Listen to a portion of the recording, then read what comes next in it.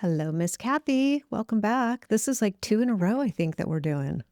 I can't believe it. I This is know. great. We're It's on a always roll. been we're on a roll. And I love it when we can get together and talk about some real things that are happening in our community Yes. and just real things that happen to us. Yeah. I think it is super helpful to read books and listen to podcasts and all that. And then it comes down to that moment when something's happened, and you gotta have some practical tips and stuff. And so I did an episode, I think when you were traveling with your daughter, I did an episode on self-coaching questions, but they were a little bit more high level, like a little more, what do I want to call it? Existential, like, Okay. what is my role in all of this? Like, what are my responses? Like, how am I taking a part in what's going on? So they were a little bit higher level. They weren't so practical as far as, okay, this just happened. Now what? Right. And Right. so I kind of signed you up for this episode while you were out of town. So sorry That's about okay. that. We're good friends. And I just basically knew that I was signed up for this episode. So But you know what? As we prepped for this and I was kind of reading through what we were going to be doing, I have to say it was really just the little things that we are going to be talking about today are so great because there are so many things that I did wrong. And these scenarios, I almost feel like you had a camera in my house because, oh my gosh, like this is exactly some of the things that I was dealing with. And I handled them all wrong, really, because I really didn't know what to do. Would have been nice just to know that I could have done these little self coaching questions, right? Right. Because that alone just kind of starts the process of calming you down a little bit and saying, okay, what can I and can't control, and everything else that we're going to talk about today. Yes. It's kind of, we're hoping that this episode becomes like a little bit like the coach in your back pocket, that you Mm. can think about these questions because we know when an incident happens, it is really tempting to react immediately, emotionally, out of fear, mostly. I would say these are the things that I did wrong. I acted Yeah. immediately. I thought there was some sort of like an expiration date on my response, like, I have to hop on this now. I would do it. And obviously, when you do that, you're not centered or prepared or grounded. And so you Right. are reacting out of emotion and fear. And then you say things that you don't mean, like, you're grounded for the next 4 months if they're in high school, or if they're out of your house, you're never coming back to this house again. And then you have to just try and undo all of that when you come to your senses, usually within, like, it's the next day when everything is blown up and everybody's mad and crying and the whole 9 yards. I'm Oh, preaching to yeah. the choir. The analyzing of every single word that was said or not said, and like you say, yeah, we just compounded the problem. Anyway, I'm really Yeah. excited to get into this because I think it's gonna be super helpful Yeah. for whatever you got going on. Yep. So, number 1, so what we did is we just thought through the most common scenarios that we see taking place with coaching clients, with our members, things that we did ourselves. So these are compilations of different people's experiences that we are wrapping into a little situation. So this isn't A little any one particular person's life. It's just we sort of mocked up a situation, if you call it that, like a little vignette. a And vignette. I was gonna is call it that a a good? vignette. I know. I'm We're like, we're what is the calling word? it we're calling it well, if you're a member of the stream, you know, we have groups so that if your child's in active use, or if your child's in treatment, or if you're in recovery, so let's just call them the stream vignettes Yes. because it is a compilation of a lot of different scenarios Yes. to make it easier for us. Yeah. Exactly. And like you said, you might feel like we had a camera in your living room, which I Yeah. promise we don't. We really don't. But we do hear that because as unique as each of our kids are, Yeah. and our families are all unique, a lot of what happens is very similar. So, okay, so let's talk about vignette number 1, which is parents confiscated whatever it was, the vape pen, the weed, the pills, you name it, the alcohol. We confiscated it, and now everything exploded. So you may have a young adult, you may have a teen. You took away the substance because that was your boundary, right? That you said no substances in our home. So you took it away, and then your kiddo becomes pretty aggressive, a little violent, threatening to break the lock on your door, threatening to hurt themselves, maybe threatening suicide. It is basically like this situation has just gone from 0 to 200 instantly. And we see this so often because the kids don't have that self-regulation. They don't have the distress tolerance skills yet to know how to handle that. Did you have this in your house ever? Oh my gosh. Well, and I didn't know what this was, right? Because, yes, I don't know. I think I've talked on the podcast before some of the situations we've had in our home with large mason jars. And also, by the way, drugs that I didn't even know what they were. I Right, right. remember, I'm sure I'm like many of you parents, you find something and now you just take a picture and you Google image it, and figure out what it is. And then you're afraid to ask your kid. But yeah, this happened quite a bit in our home. And one of the scenarios that happened with us too was not so much that our kid, yes, they were mad at us, but we also got the threat of, if you take that, I will be in so much trouble from this Yes. person. And I know you have a lot of That was my familiarity with that. experience, yeah. Oh my gosh. My kids never said, oh, a dealer is going to come after me or anything, but they would say, like, you don't understand, I owe this kid this much money Yeah. and now he's going to hurt me, or whatever that was. That was absolutely frightening. Talk about a Terrifying. talk about a situation like, what do I do in this situation? Terrifying. Yeah, so it's whether Mhm. you may be, like, physically scared for your own safety, or you may be scared for your child's safety. I did have that situation where I threw away a bunch of Xanax bars, and my son came home, and it was literally like the mafia was after him, and he's Mhm. telling me that he's mixed up with this, I don't know, Vietnamese dealing cartel, and they cut off your pinky if you do. And then he's showing me Yeah. pictures on Facebook of the pinky cut off.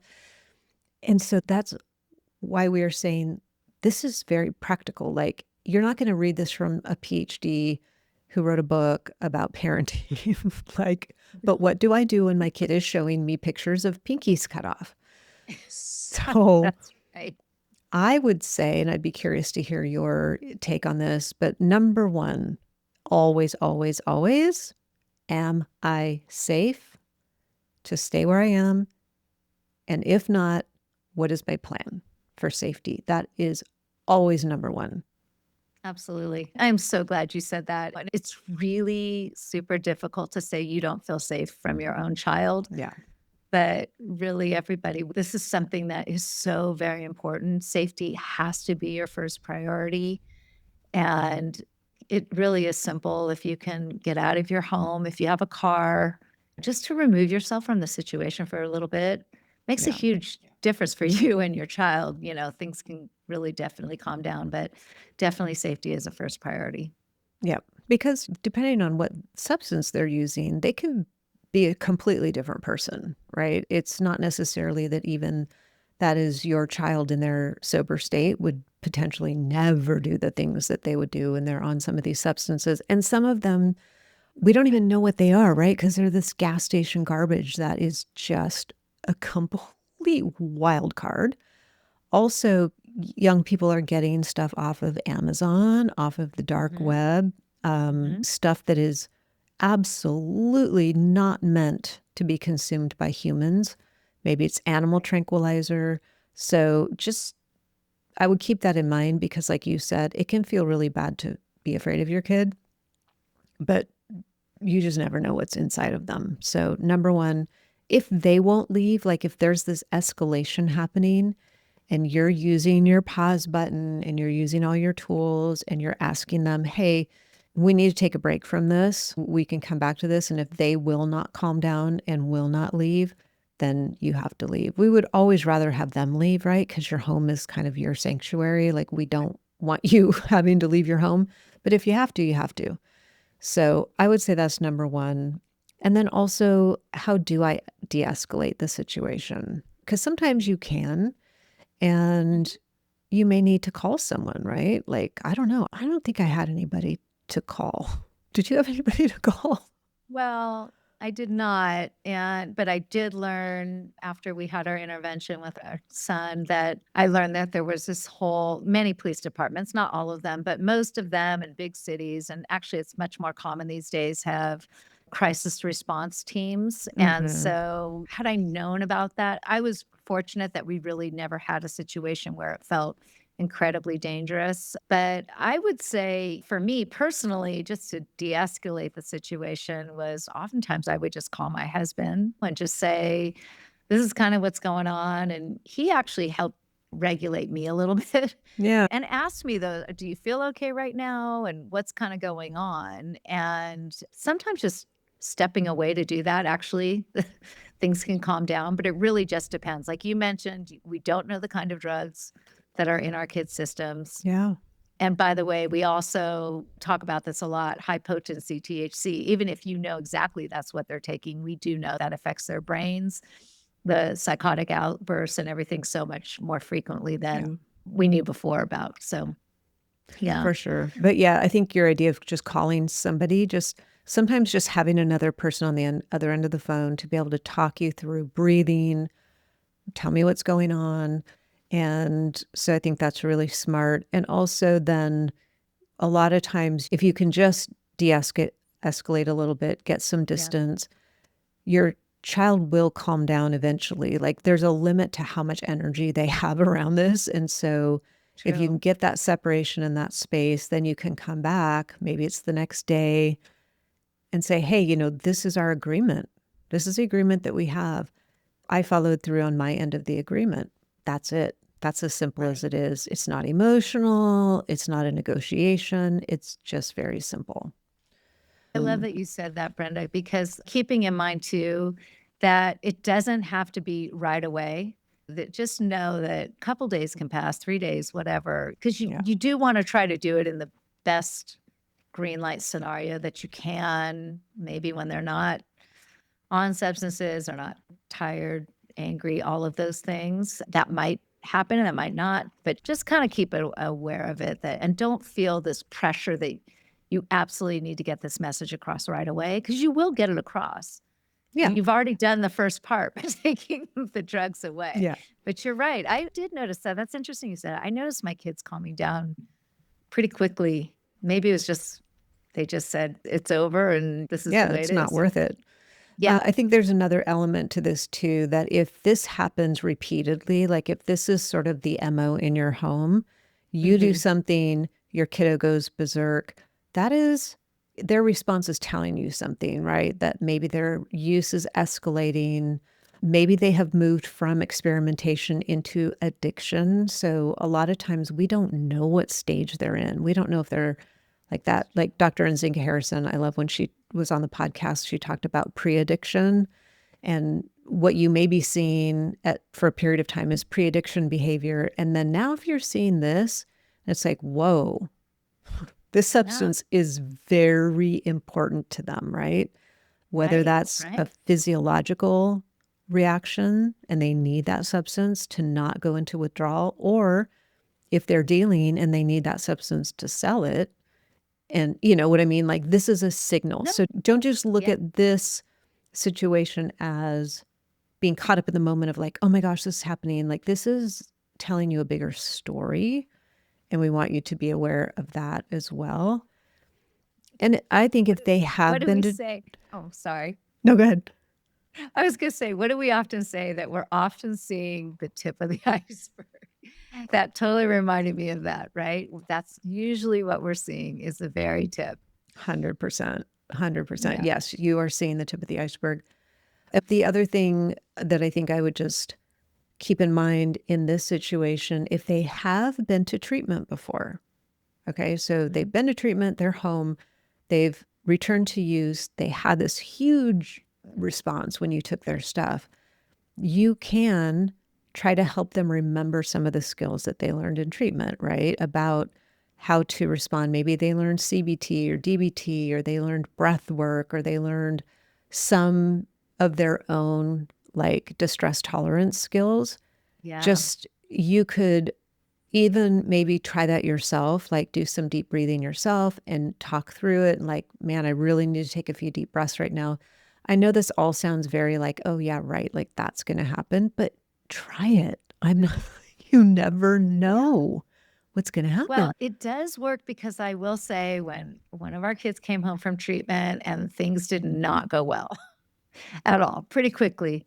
And I remember there was a big blowout, a fight. And I used the tools that I learned when, Yeah. they were gone. And I just said, I need to leave for a little bit, and I said, give me 10 minutes. I'm going to go to my room. I just need to breathe and just try to use my tools to calm myself down. And if you would like to do that as well. And I tell you, it was like, oh, okay. I mean, it really does work.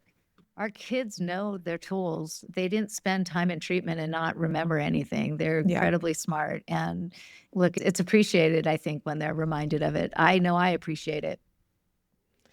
Well, Yeah. because you don't feel so helpless. Like there's nothing worse than being in Yeah. a situation like this and feeling like you don't have any tools to turn to, like your tool belt is empty. That's the worst feeling. And it's true for them as well. So it might sound a little like goofy, but try to remind them of their tools if they have them.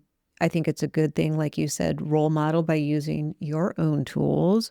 Know what calms you down, like know ahead of time. Because if this is a pattern, then you already know, okay, if this happens, like you're taking the substance, you know they're going to be home Yeah. in 3 hours. Yeah. Just know that things are probably going to blow up and you already anticipated that. So you've already got some stuff going on to help with that. So Right. it's hard though. It's a really hard position to be in. So yeah. Okay. So Yeah. that was vignette number 1. Anything else on that? No, I think it's such a common one. You're so not alone.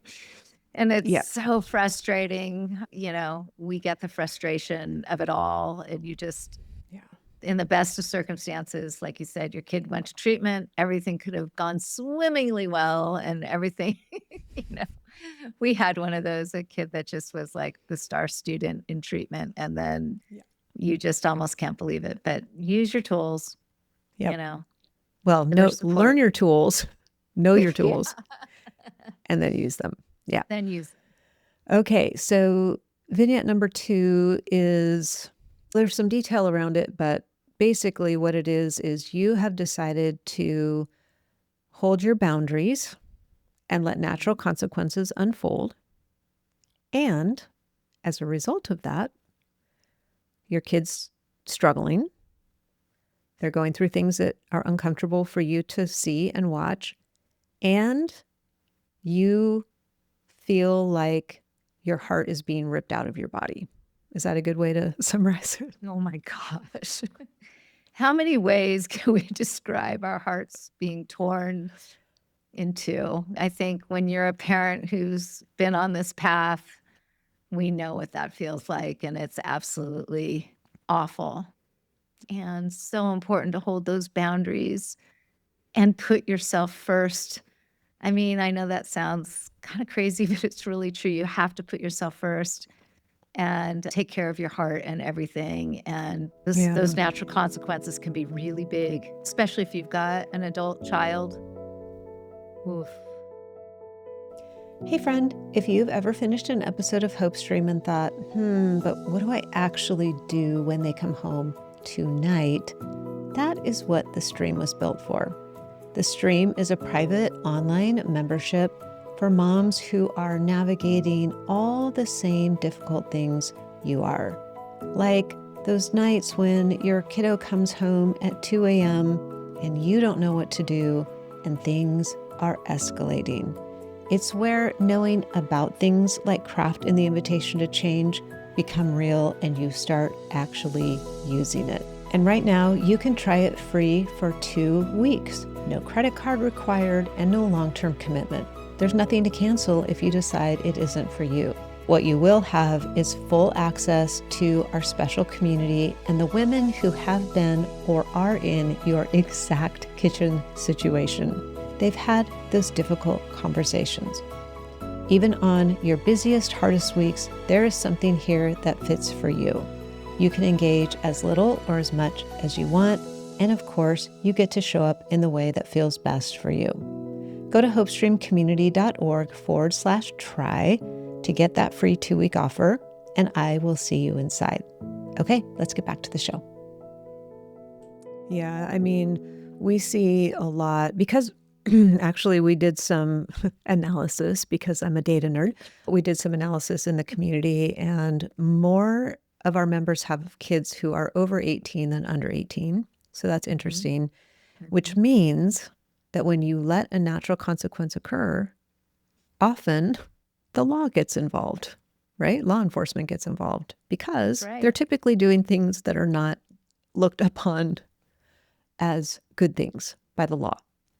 So kids go to jail. Kids end up in the hospital. They end up in all kinds of terrible situations. And if you are holding your boundary and you are not either literally bailing them out or figuratively bailing them out, it is excruciating to sit there and allow that to happen. It just is. Yeah. There's no other way to put it. There is. And gosh, when you talk about adult child with long-term consequences, that because you think, well, this is a phase of their life and then they're going to get better. And then what is that long-term consequence, mean for them? Yeah. But also, this is so important because I also want to bring up those natural consequences are often that catalyst where our kids say, oh my gosh, life isn't going as I want it to go, and I really need help. Yeah. And mom and dad aren't involved here. This was purely on me. I was the one who got myself in this situation. Yes, they can support me. They can, like you say, do the bailout or not. But truly, I often see this scenario, this vignette that we're talking about, this could be the thing where your kids finally say, Uncle, the bottom came up to meet them. Yep. And we as parents don't want to stand in the way of that. No.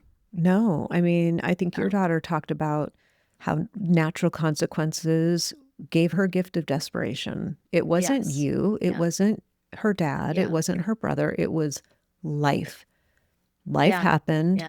The world gave her the consequences that said, you know what? This is not what I want. And this wasn't on my bingo card. No. And my son the same. When you wake up in the hospital and you have a tube down your throat and you're like, my parents didn't do this. This is not a punishment that they doled out. This was what happened when I made this choice. So if that gives you any internal peace to know that while you do feel like your heart's being ripped out of your body, it is really the kindest gift that you can give to your child because you may be allowing them to receive that gift of desperation.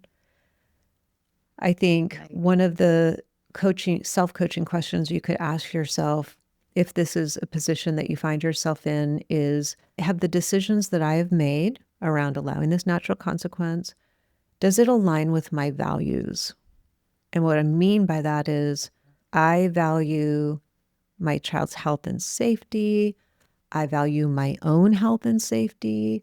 I value responsibility, all those things. And if those things track with what you did, which is I didn't bail them out, I didn't rescue them, yes, then I was acting on my values. And that is the best place to be because then you don't have that like internal friction about, oh, I wish I hadn't have done that, right? Like I remember Oh, yeah.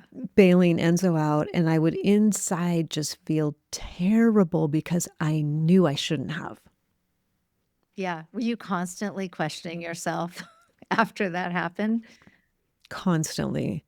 And I Yeah. knew I was robbing him of the opportunity to grow and to learn, but I kept doing it because it was easier on me to not have to feel the ick that I felt when I let him suffer the natural consequences. So it was on me. Like it was 100% on Yeah. me. Yeah. What else? Yeah. What's another That's a tough, self-coaching question that you somebody could know, ask? I think a great one is just to ask, are you rescuing your child? Or are you helping them avoid the natural consequences? What is it? I think that what you just described, right?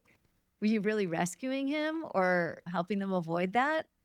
For sure. I am so guilty of this one because, I mean, really, just even with school situations, if it wasn't a really tough natural consequence, I was constantly rescuing my Yeah. child from facing the natural. It just didn't feel right. But I want to go back and repeat what that first question was. And is that, does your decision align with your values? Mm, Because I think that that is just really important and bears repeating because I think that icky feeling that comes with what we just talked about. Are you helping them avoid natural consequences?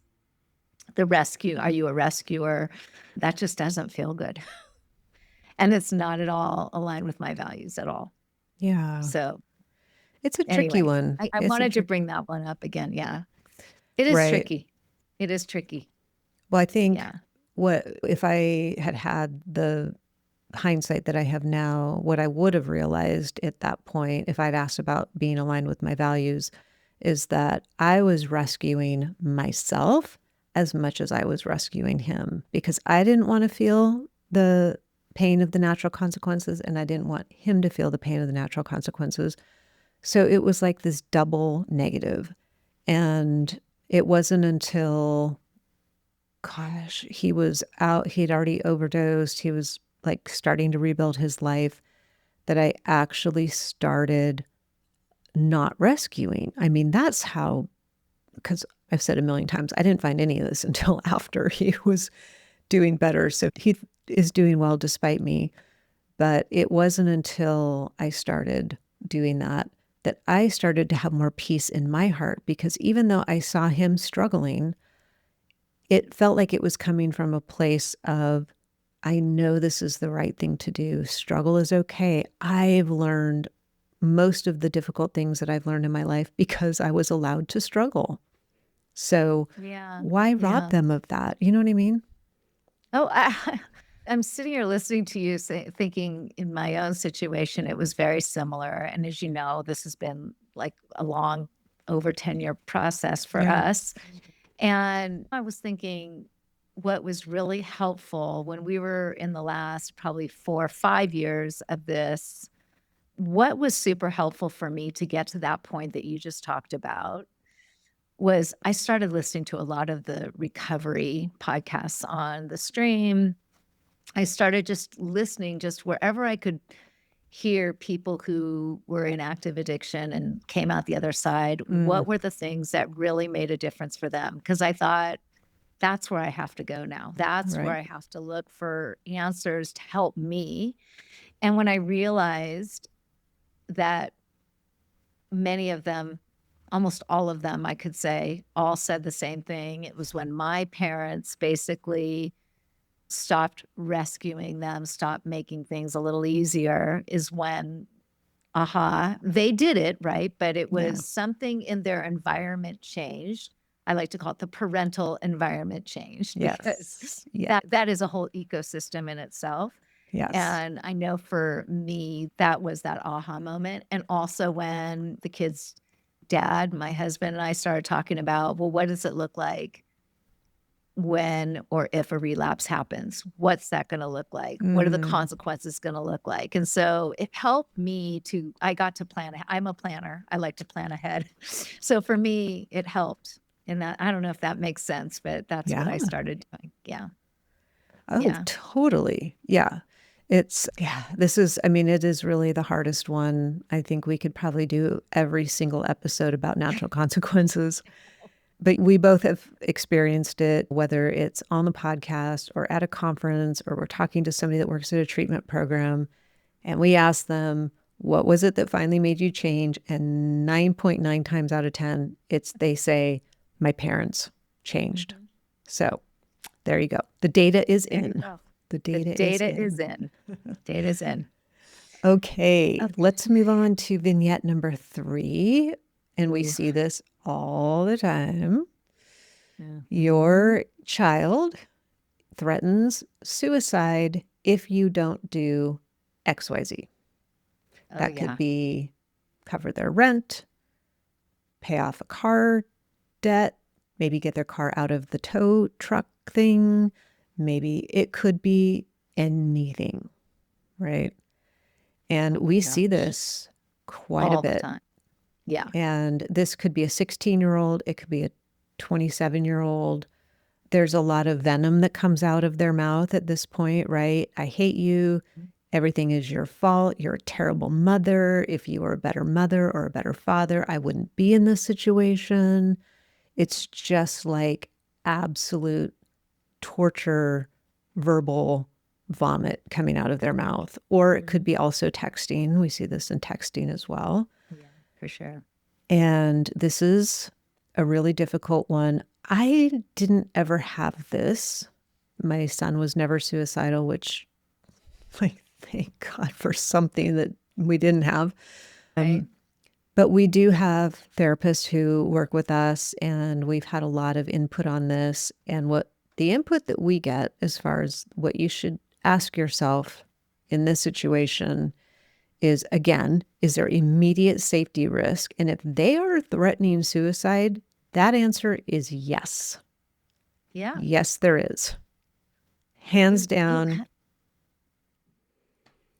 1,000% you have to take that seriously, even if you've heard it 10, 15, 20 times. We did have that in our home, and I didn't take it as seriously. I wish I had.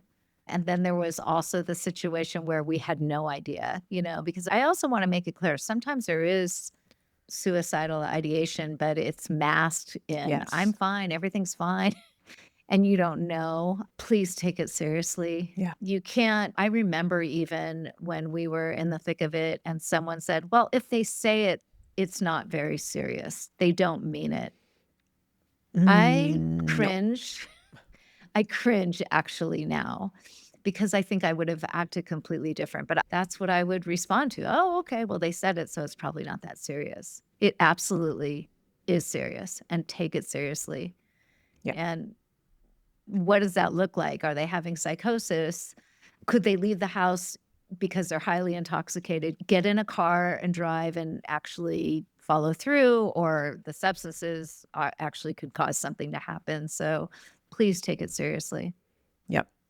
And it's just good, even if you are fairly certain that this is a manipulation tactic, take it seriously and call 911, because your child needs to know that you do take this seriously and that you are going to follow through with what you've said that you're going to do. That's the advice that we have been given from professionals in the industry. This is not just us like winging it. So this is absolutely categorically what we have been told parents should do, because it should not be a negotiation tactic. Like, well, I'm going to kill myself if you don't give me that money a week early that you told me that, right? They tell a million stories. And so you may be like, oh, and so to help them understand that that is not okay to use as a negotiation tactic, we have to be able to follow through. And I know that several times parents in our community have done this. They've followed through thinking that it really was a negotiation tactic. And it turns out once their kids got 5150 or whatever the number is in your state, if involuntary hold, psychiatric hold, that there really was a very serious threat of suicide. And so it's never something to be wishy-washy about. Right. So for sure that. And then also, so that aside, let's say there was no threat of suicide. It's kind of back to like vignette number one, where there's a lot of hate coming through verbally or in texting. And you can ask yourself the question,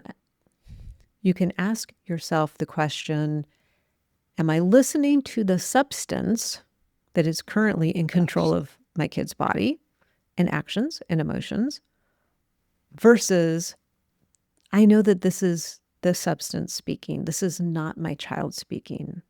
It's so important to clarify that for yourself. Yeah, this is so, so important. And I'll never forget when we had our intervention with our son. And I remember the interventionist was telling us, you are going to be speaking to the substance. And I remember he kind of motioned to his shoulder. You're going to be speaking to the substance most of the time here. And he said, but what you want to do is, and he touched his heart, is speak to this. And I would say 90% of it was speaking to the substance. And spoiler alert, you are never going to win when you're speaking to the substance part of the brain. It's awful, it's vicious, it's cruel, says things that you couldn't believe come out of your child's mouth. So anyway, I think it's really important because that also leads to the safety issue too, by the way. These all kind of tie in together, but I think that's a really great self-coaching question is what are you speaking to? And if you feel like you just can't get through to your child and get to that heart, then it's also the time that we use the safety question too. Am I at harm right now or potential safety issue and to leave? And hopefully things can calm down a little bit. Yeah. And along with, am I talking to the substance is very related. Am I taking this personally? Am I thinking that my child is doing this to me? They are not doing it to you. They are a hurting human being that is trying desperately to do what they need to do, get what they need to get, say what they need to say to be able to just keep going on. Right. So when we take it personally, we make it about us. It is not about us. We happen to be in that ring of fire. We talk about you throw a stone in a lake and there's this ripple effect. Well, where you throw the stone, that's your kid who's struggling. And you are the first little ring around them. And so when anything happens, you are the first one who feels it. The people 5 or 6 or 7 rings out, that might be their teacher or maybe even their therapist could be that far out. You are at the heart of the hurricane of the storm. And so it is hard not to take it personally. It's just super hard not to do that. But we have to remember this is not about me. So. Absolutely. So good. Yes. All right. Another one is, well, this is kind of related that, and we see this is timely. So it is June of 2026. So this will be out in the summer of 2026. And a lot of families are trying to figure out, do I go on vacation with my kid or not?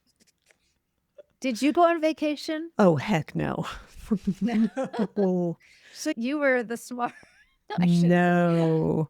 I'm not saying people who do this aren't smart because they are. They're just craving this time with their kiddo. But yes. I tell you, I tried to go on vacation many times. I don't know. I think I thought that maybe it would be different when we were, that was my thinking, right? Yeah. We'll just get them out of their environment and put them in a new environment and everything will be so much better because they'll have all of our attention and love and everything else. No. Didn't work out the way I wanted it No, to. not your experience. No. Yeah. If my daughter's listening, she's going to know, she's going to laugh because we had some pretty funny situations happen when we were in London, England. But anyway, yeah.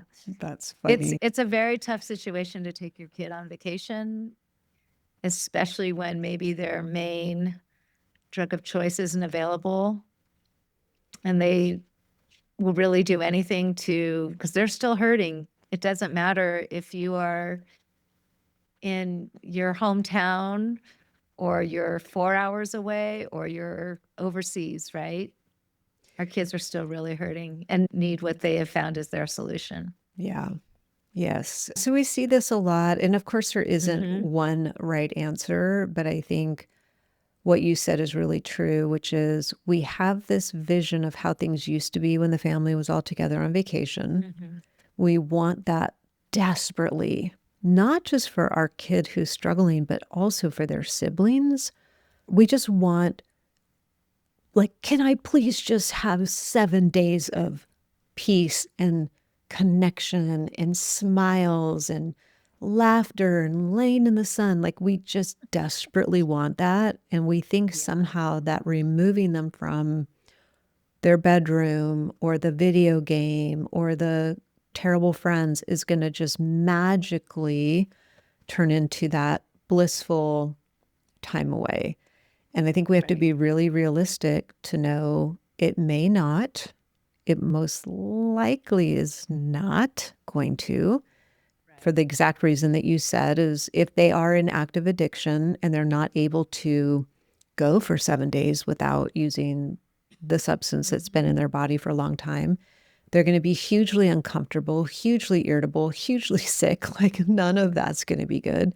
And so you have to get a little creative, I think, at this time, which is maybe one of you goes on vacation with the siblings, right, who are really feeling shut out and like they've lost a lot of attention in the family. Like, you just have to make it work. You take turns or whatever. And it's not that that's a punishment for your child who's struggling, but they are probably not really dying to go on vacation with you right now anyway. This is the other thing that we see is like, well, we're planning this amazing trip and she's just rolling her eyes and pouting. And it's like, well, yeah, she doesn't want to go. So why are we forcing her to go? So we could talk all day about this one, but it's timely because of the time of year that this is going to be airing. Just be creative. This might be a really great time to work with your coach and say, hey, we have never been faced with this situation before, but we always do this family trip. We always go and see the extended family in August and blah, blah, blah, whatever it is you do. And think through, how could we make this work for everyone? Because what you don't want to do is bring the one who's struggling and the siblings, and then grandma and grandpa are there, and the aunts and uncles are there, and then everything blows up, and then the kid who's struggling feels like they ruined the whole vacation, right? It's just like layer after layer. It's all the things, right? And I love that you said work with your coach, because that really is something you can kind of change things around this vacation that you want to take. I love that one of the self-coaching questions here is, have you communicated your boundaries around their behavior, right? Yeah. Mm-hmm. What are you going to support? What you're not going to support? Maybe you have an adult child and you're going way with them and they can drink alcohol, Right. Are you okay with them going out to a bar or whatever that is? So tricky. It's so tricky. It is very tricky. I remember we were on a vacation, a family reunion vacation, when both of my kids were in active use. And I remember they had, of course, we could have timed it. Day 2, they were absolutely miserable to be around. And I remember going into the room that they were sharing and basically saying, if you don't put it together and blah, blah, blah, and I could have done that so much better. So, but I do think it's important that you say to your kids, like, what are you willing and able to put boundaries around when it comes to that, especially with adult children? It's going to be really kind of tricky because the whole alcohol situation and going out on their own or whatever, depending on where you are, I don't know. That can, well, what does a wedding look like? I mean, all the things. I mean, we could, like you say, we could really go in depth on this one. It's a big one. I would say it is all about communication in advance. And if you have an adult child who is of legal drinking age, then that needs to be a conversation before you go to say, hey, this is what we expect. Like, you're in early recovery. We expect that you won't be going to the bar or whatever it is. Like, just talk about it. If they are in active addiction and for some reason you really need to have them there, I don't know, maybe it's a funeral or something. Yeah. You got to talk about what your expectations are and come to some agreements to say, hey, here's the deal. We have this thing going on. If you choose to go to the bar and drink, right? Because we can't say you can't go to the bar and drink. That is, we're now putting a fence around somebody else's yard. Right. So we're fencing our own yard. If you choose to go to the bar and drink, that is your prerogative. However, you will not be able to come to the XYZ under the influence. We will have you removed. We will have you not let in, whatever it is that you have to do, which feels terrible. But if you can set those expectations in advance and agree and say, can we agree on this? Maybe you come to the XYZ, you stay for 20 minutes, and then when you leave, you do what you need to do, but don't come back, right? Yeah. And this can be said with love and compassion if you're understanding that they are really hurting and they, whatever. Communication, I would say, is key on this one. Yeah. And I also think to add like a B to this on the outline, like, what are your expectations around what you're okay with, right? I mean, you mentioned a funeral, right? That's really tough. Yeah. I mean, I can understand, gosh, what would that be like if my child doesn't show up to his grandparents' funeral, right? So ask yourself, is your kid there for appearance's sake? If they are really going to be miserable because this is a 4-day thing and a lot of family and friends around, ask yourself what your own personal expectations are around for you, right?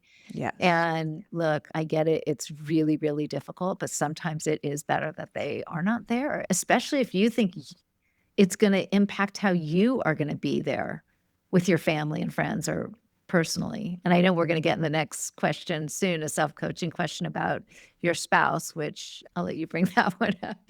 But it's really important too. What are your expectations on yourself too? 100%. Yeah. Yeah, I think a lot of times we do make it more difficult because we do want something for appearances. Well, what am I going to say if they're not there? What am I going to say? And it's okay just to say, oh, it didn't work out for her to come this time, or he wasn't able to make it this year. Right. You don't have to have an entire speech written. It can be very simple. And sometimes when you do that and you say it with purpose, people will understand, oh, there's something a little deeper there. I'm just going to leave that there. They're not going to pry. So some people will, and then you can just, you can do whatever you want to do with that. But yeah, you don't, it's their thing to say. Yeah.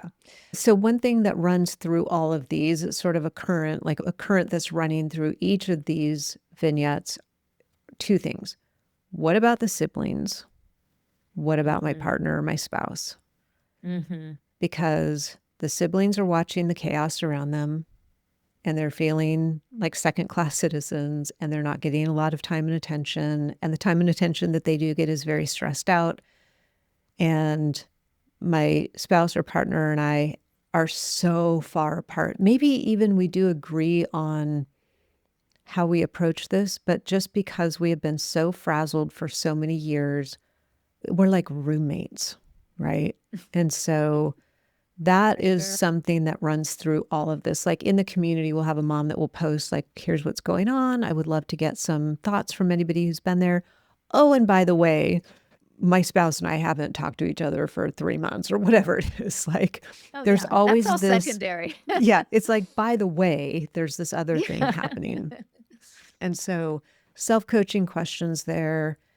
What can I do today with one of my other kids or other kids to let them know that they are seen and loved and special? And it doesn't even have to be that you have to do something with them today, but could you go to them and give them a hug and look at them in the eye with 100% of your attention and say, this is really hard. I see you. Could we spend some time in the next week together and then find some time? That alone makes a huge difference.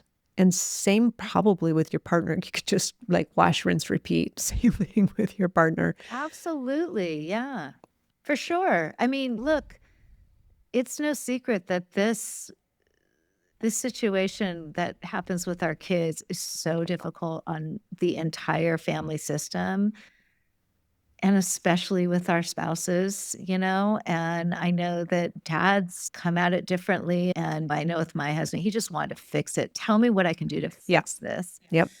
And yeah, I do love that. Just, God, that's such a great way that you put it with your kid. And I know it works the same way with your spouse. You all know who your spouse is, your partner, and how they would respond. And so I know with my husband, I'd love to know what you guys did, because you were kind of newly married too when you were going through all this, Brand right? new. But I know that we didn't even set high goals. We would just go on a walk and we'd tell ourselves, all right, for the next 20 minutes, we cannot talk about the kids at all. We have to talk about anything. It was pretty quiet on some of those walks, but what did you and your new husband do? Poor guy. He Yeah, must have poor been guy. like, oh my gosh. What did we do? We were not very good at this. I will be fully transparent. We were not good at this. We got very wrapped up in it because he was the stepdad. And that put him in a really awkward position and not only stepdad, like, it wasn't like he'd been a stepdad since he was 2. He'd been a stepdad since like 24 months ago. Yeah. So he didn't have any agency in doing anything. I wasn't listening to him because he was much too logical. I was running everything from my heart. So it was terrible. So what we tried to do is we tried to still see friends who knew what was going on, because there was so much tension and so much friction that we only had a few friends and family members who really knew what was going on. And we just tried to at least try to get out and spend some time with them. But I had this huge level of guilt of doing anything fun while my son was struggling. So I am a horrible example of this one. However, I can say what I should have done. So yeah, so that was hard. I mean, a lot of marriages don't last through this experience.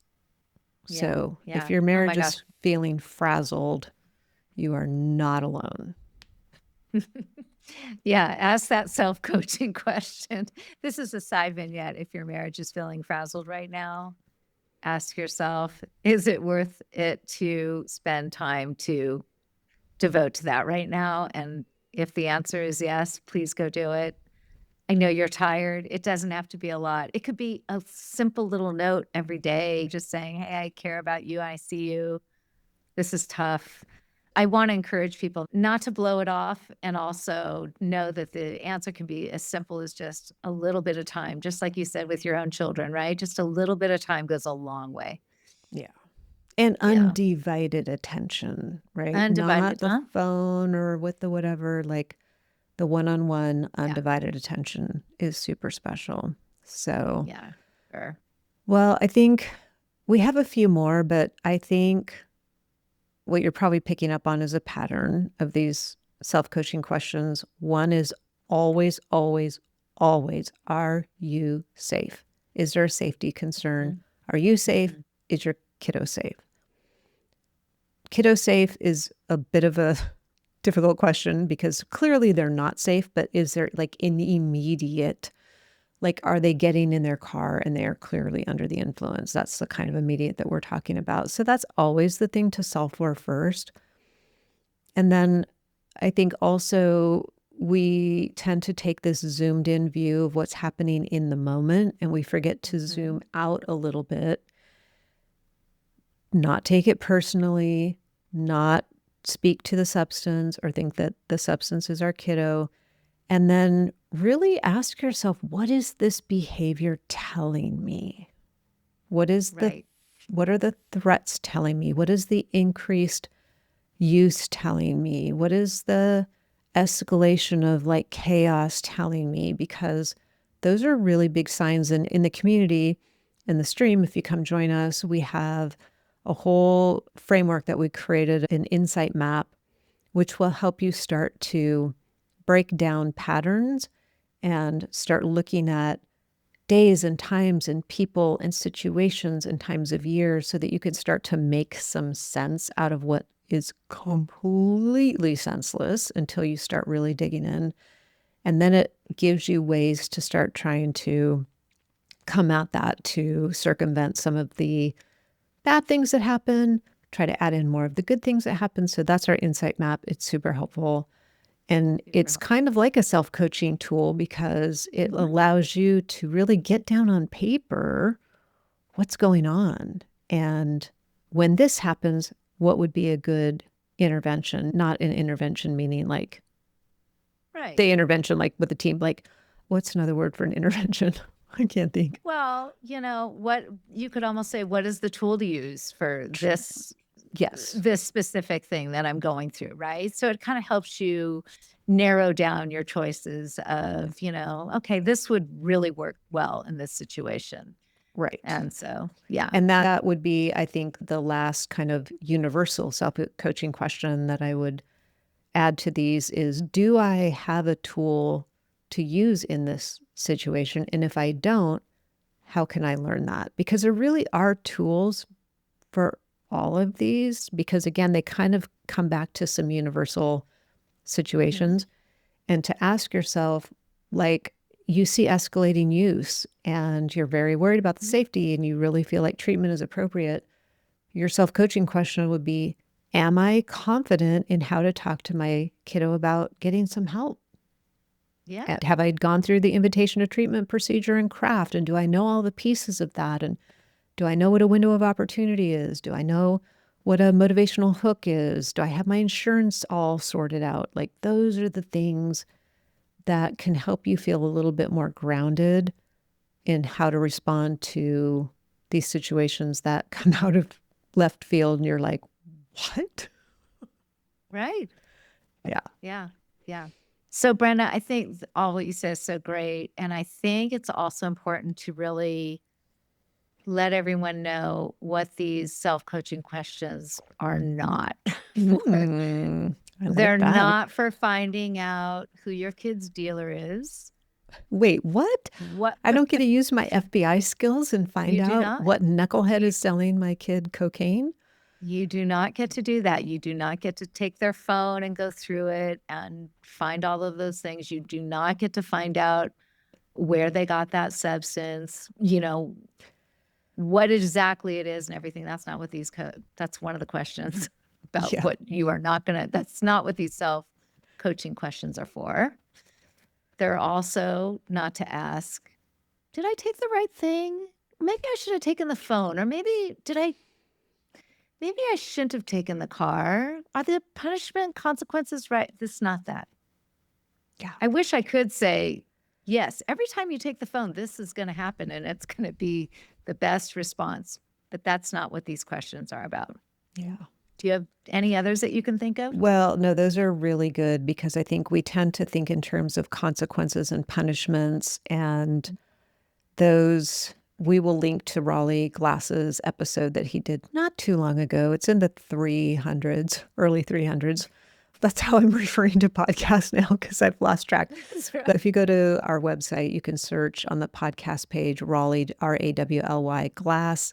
He did an amazing episode where he talks about how consequences don't work. So if you are expecting self-coaching questions that are like, here's the consequence for that, here's the consequence for that, shortcut, they don't work. So I love that you said that because I think we can spin our wheels. And man, I spent so much energy playing the FBI agent. I mean, to the point where I was driving around apartment complexes at 3 o'clock in the morning. Like, what did I think I was going to do when I found this guy? I don't know. Well, and the other trend, again, that we've mentioned is that many of them do start with assessing safety. We just cannot say it enough. Cannot say it enough. And the other thing that none of them do is give you a specific time frame in which you need to respond to the thing. There is no expiration date on using your skills. So if it takes you 3 days to get it together, to talk to your coach, to come join us in the community and have your welcome call with Cathy and start sorting it out, that's okay. You can tell them, wow, this was a really impactful event that just happened. My beautiful, challenging child. I don't know how I'm going to respond to this right now. but I promise I will. And then you go and you figure it out. So don't be like Cathy and me and think that 3 o'clock in the morning is the best time to jump on whatever situation just happened. You get to take the time to pause, to consider, to mull over in your brain that is half dead, we know, to consult with your therapist, your coach, your friend, your mom, your dad, and then craft a response that is going to move things in the right direction versus explode. Somebody punches a hole in the wall, somebody storms out and gets in their car and peels out. It's just, none of that's helpful. So it's not helpful. It's not. And by the way, if you're thinking, oh my gosh, that's going to be torture for my child, that he has to wait to, yes, because I knew it that. I'm is. just kind of speaking from experience. I thought, oh, I'm torturing him. It's making it all worse. It's not. No. What you're doing, if you feel like you got to come back and a day and a half or 2 days later say, hey, I haven't forgotten about it. I am gathering and using my own tools that I need to give the best solution here for what I need. Because again, you're modeling for your kid, right? Just let them know, I haven't forgotten about this. I just am still doing my thing about this. So I love that. I love the whole timeline thing. I wish I had that tool. Oh my gosh, what I would give to go back. Yeah, It's such a powerful tool it is. to wait, to pause. Yeah, because you want to give it the best chance of going well. And that is never, ever, ever going to happen in a heated moment with high emotions, with people on substances. Like, we can just guarantee you that not going to be the best outcome. So wait till the timing is better. Wait till you feel better, more prepared, more confident in what you're going to do. What tools are you going to use? And practice over and over and over those words. I was on a coaching call last week and we just practiced our surf statements because they're so simple. It's like 30 seconds, 45 seconds, but it feels so hard to get the words out of your mouth. So when you're doing these things, practice with somebody so that when you speak confidently, you speak clearly, you're not waffling or iffing and then because when they sense that insecurity and that sense of like, oh, I don't know, I feel so bad saying this, they are going to jump through that in 1 second because they are sick and they need whatever it is. So, okay, my friend. Wow. We could go on and on and on. We could go on and on and on. I love this one. I hope it's helpful for all of you out there listening because I wish I had a lot of these little self-coaching tools. They're so great. Yes, I know. Easy to use. Easy to use. All right. Talk to you later. Talk to you later. Bye, Brenda. Bye.